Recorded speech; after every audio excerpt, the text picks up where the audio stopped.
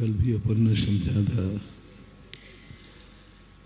कि महापुरुष कुछ ऐसी विशेषताएं होती हैं, उन महापुरुषों का जीवन एक वृक्ष के समान होता है। कुछ जीवों का जीवन स्वयं कल्याणी होता है कि वो तारे के समान स्वयं तो प्रकाशमान होते हैं, लेकिन वो दूसरे को प्रकाशित नहीं कर पाते।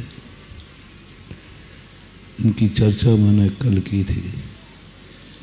इन्हें अच्छे व्यक्तियों में लिया जाता है, श्रेष्ठ व्यक्तियों में लिया जाता है, जो तारे के समान चमकते हैं, स्वयं की निर्मलता प्राप्त करते हैं, निर्दोषता प्राप्त करते हैं, स्व अस्तित्व को स्वीकार करते, अपने अनंत वैभव के धनी होते। वे जगत में तारों के समान चमचमाते हैं, लेकिन जो व्यक्ति महान होते हैं उनका चरित्र चंद्रमा के समान होता है, जो स्वयं तो प्रकाशमान होते हैं, सारे जगत को भी प्रकाशित कर देते हैं। कल हमने इस पर थोड़ी विशद व्याख्या की थी, महापुरुष और 63 सलाका पुरुष। चर्चा उनकी नहीं होती है जो प्रकाशमान है, चर्चा उनकी होती है जो दूसरों को भी प्रकाश देते हैं।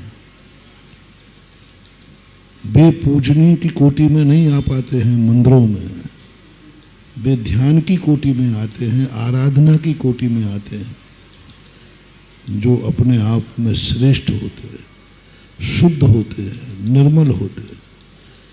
हमेशा ध्यान करने की जब बात कही तो निर्मल लोगों का ध्यान करो, निर्दोष लोगों का ध्यान करो, वो आराध्य है। लेकिन जब पूजा की बात कही, जब चर्चा की बात कही, जब वंदना की बात कही, तब कहा कि उनको लाओ, उनको सामने लाओ जिन्होंने तुम्हारे ऊपर कुछ उपकार किया हो। आराधना और उपासना में बहुत अंतर है।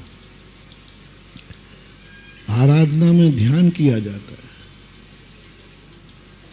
और उनमें कोई भेदभाव नहीं होता। जो निर्दोष हैं वो सब ध्यान के योग्य।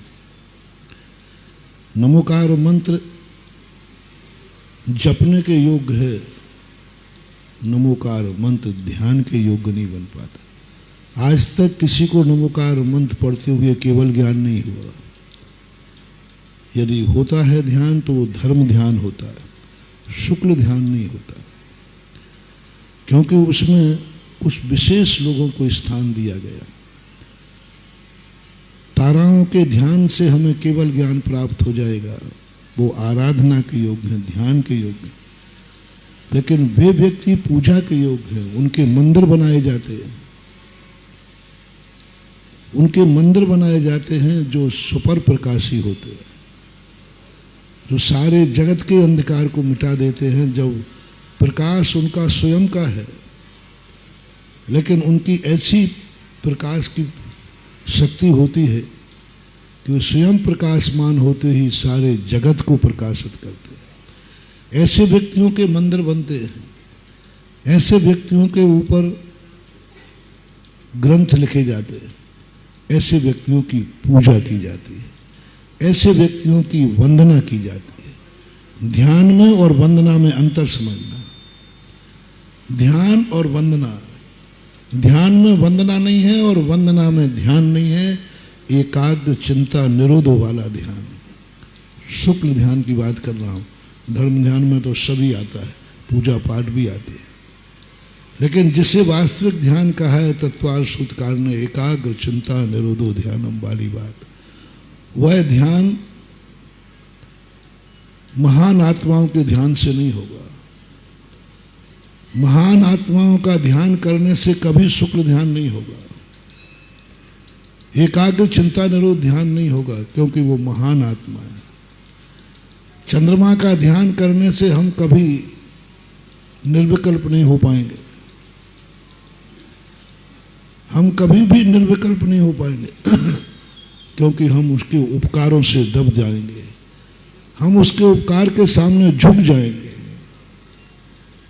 महान आत्माओं का, महान शक्तियों का ध्यान यदि हम करेंगे तो हम निर्विकल्प नहीं हो पाएंगे, हम उनको नमस्कार करेंगे, हम झुक जाएंगे, हम अकिंचित कर हो जाएंगे, हम उनके चरणों की धूल हो जाएंगे। वो हमसे बहुत बड़े महान हैं। इसलिए ध्यान शास्त्रों ने दो विभाजन किए। ध्यान तुम उन निर्मल आत्माओं करो जिनने तुम्हारे ऊपर कोई उपकार नहीं किया हो, जिनका कोई तुम्हारे ऊपर उपकार नहीं है, वे स्वयं अपने आप में पवित्र और निर्मल हैं, तुमसे उनका कोई ताल्लुक ना पहले था, ना आज है, ना आगे रहेगा। ऐसी आत्माओं का ध्यान करोगे तो तुम निर्मल एकाग्रचित्त हो जाओगे, तुम ऊंचाइयों को प्राप्त कर लोगे, तुम बहुत ऊंचे हो जाओगे, उतने ऊंचे हो जाओगे जितने ऊंचे जिनका तुमने ध्यान किया है वह हैं। लेकिन महान आत्माओं का यदि तुमने चंद्रमा के जैसी आत्माओं का ध्यान किया तो इनकी पूजा हो सकती है, इनका मंदिर बन सकता है, इनका गुणानुवाद कर सकते, इनके ग्रंथ लिखे जा सकते हैं, इनका ध्यान नहीं किया जा सकता। क्योंकि ध्यान जैसे हम करेंगे हमें उनके सामने अपने आप झुकने का भाव आएगा, समर्पण का भाव आएगा, दीनता का भाव आएगा, अकिंचित कर का भाव आएगा, क्योंकि वो बहुत महान है। और जहाँ भेद आ जाए आराधक का, वहाँ ध्यान नहीं बनता, वहाँ निर्विकल्पता नहीं बनती, क्योंकि आराध्य और आराधक में भेद आ गया। पूज्यवर जयसेन स्वामी समय सार की टीका में पूज्यवर अमृतचंद सूरी महाराज ने भी कहा, जहाँ आराध्य और आराधक का भेद नजर आ जाए, उपकार उपकारी का भेद नजर आ जाए, वहाँ तुम्हारा निर्विकल्प शुद्धता नहीं बन सकती। इसलिए दो विभाग किए। महान आत्माओं को हम तीर्थंकर का ध्यान नहीं कर सकेंगे। नमोकार मंत्र 46 गुणों से मंडित है,